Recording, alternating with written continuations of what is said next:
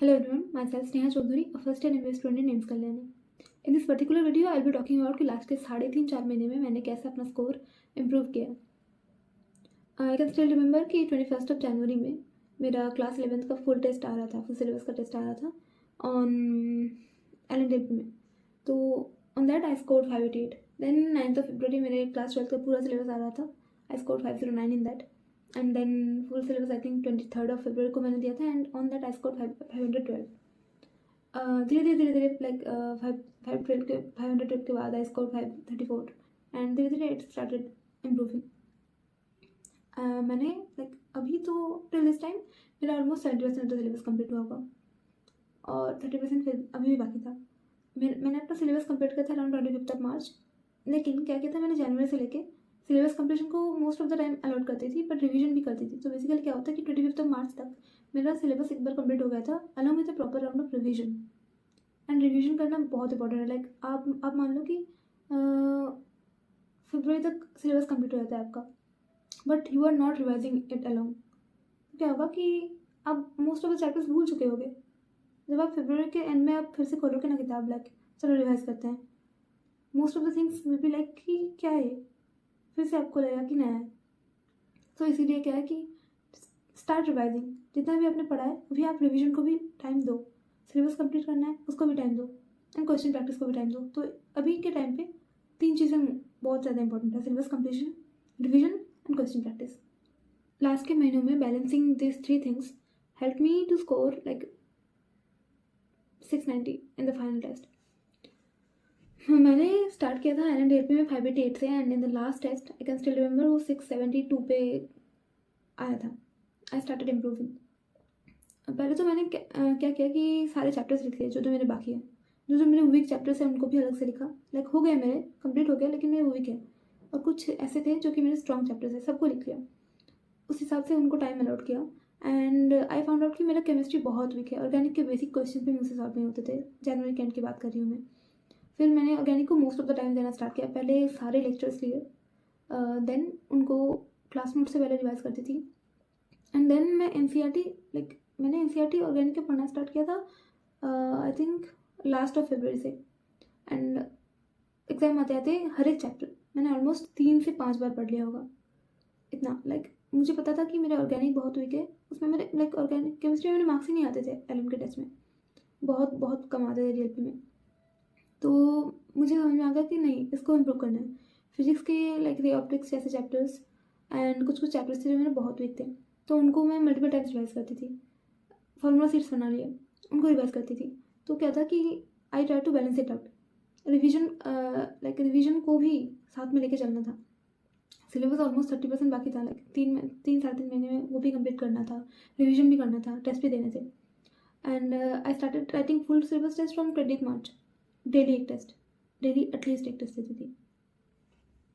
Point of time अगर तुम भी मेरे जैसे हालात में हो, लाइक 65% 70% सिलेबस हुआ है, then you have to study. लगभग 12 घंटे तो पढ़ने ही होंगे आपको। एंड 12 घंटे बहुत होते हैं, एंड 12 घंटे पढ़ना पॉसिबल भी होता है, क्योंकि अभी तो आपको और कोई काम है नहीं, पढ़ना ही है।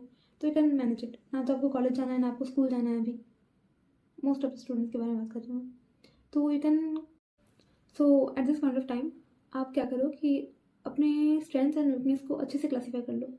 एंड देन जब टेस्ट दे के आओ तो डिमोटिवेट मत हो। आपको पता है ना कि आपका सिलेबस कंप्लीट नहीं हुआ है, आपको अपने लूपहोल्स पता है, then why are you getting demotivated? Improve करो, उस पर काम करो ना, उसको इम्प्रूव करो। लाइक अभी भी 3.5 महीने तो ईजीली है। तो 3.5 महीने में बहुत कुछ हो सकता है।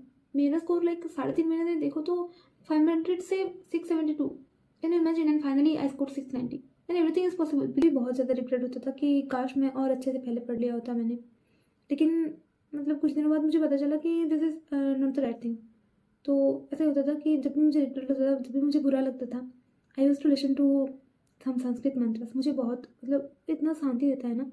पहले जब भी आपको कैओटिक फील हो, try to settle down the chaos. जो भी आपके मन को शांति दे, डू दैट थिंग। जो भी आपको अच्छा लगे, डू दैट थिंग। तो आप कुछ टाइम अपने लिए भी निकालो, कुछ टाइम अपने माइंड को शांत करने के लिए भी निकालो। By your time, give it to your goal. आपका सिलेबस बाकी है उसको कंप्लीट करो।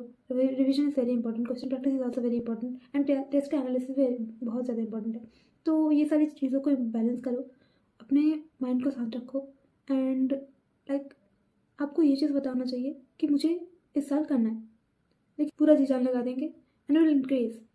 अरे पढ़ोगे तो मार्क्स इंक्रीज ही होंगे ना, ऐसे तो नहीं होंगे कि पढ़ोगे और मार्क्स डिक्रीज हो जा रहे हैं, ये तो नहीं होगा ना। Then why are you thinking so much like अब। So what are the main points? अभी आपको ओवर थिंक नहीं करना है, अभी आपको खुद को कोसना नहीं है कि इतना टाइम मैंने वेस्ट कर दिया, काफ़ी और ज़्यादा पढ़ लेती तो अच्छा हो जाता, अभी से कुछ नहीं हो सकता। All this thoughts are useless at this point of time. जो भी टाइम है ना उसको ओवर थिंक करने में वेस्ट मत करो। लाइक अभी भी काफ़ी टाइम है, मैंने इतना इम्प्रूव किया है, देन वाई कांट यू? आप भी कर ही सकते हो ना। तो अभी क्या करो कि अपने अपने आप को देखो कहाँ पे स्टैंड कर रहे हो एंड आपको कहाँ तक जाना है। उसमें आपको अपने स्ट्रेंथ्स एंड वीकनेसेस का पता चल जाएगा, देन आप उसको इम्प्रूव करने की कोशिश करो। लाइक सिलेबस कंप्लीशन को मोस्ट ऑफ द टाइम, तो अगर आपका बहुत ज़्यादा सिलेबस बाकी है देन रिवीजन को टाइम दो and question practice. Try to balance this three things. Complete करते हुए चलो, रिवीजन करते हुए चलो, इससे आपके मार्क्स इंप्रूव होंगे।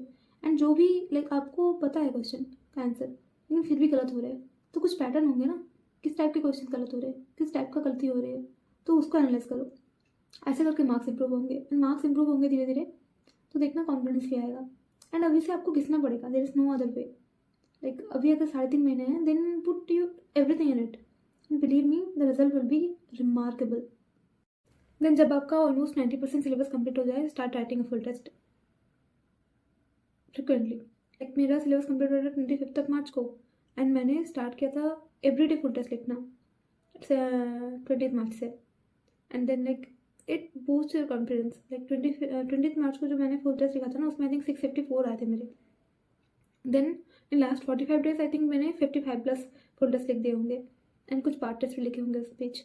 तो बहुत ज़्यादा like testing is very important. तो लास्ट के टाइम में क्या होता है कि लास्ट के 2 मंथ्स में ट्राई करो कि डेली एक टेस्ट अगर लिख पाओ, देन इट्स लाइक बहुत अच्छा है, बहुत अच्छा है ना। शायद तुम रियलाइज़ नहीं कर पाओगे कि डेली फुल टेस्ट लिखने का क्या ही मतलब इंपॉर्टेंस होगा।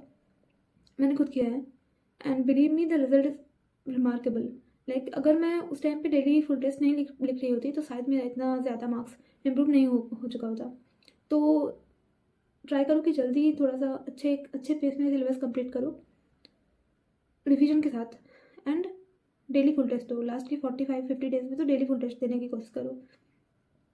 फुल टेस्ट से क्या होता है कि आपका रिदम बन जाता है, वो आपको उस टाइम पे सिलेबस क्वेश्चन पेपर कंप्लीट करना, आंसर देना, बबलिंग करना, सारा कुछ आपको आ जाता है, and your mind gets ready according to the exam environment.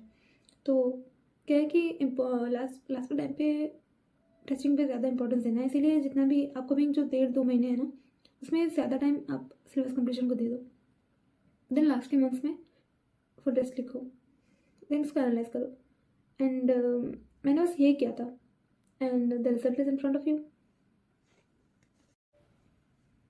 I think you got the gist of the video, and I really hope कि तुम उन पॉइंट्स को अप्लाई भी करोगे। All the best.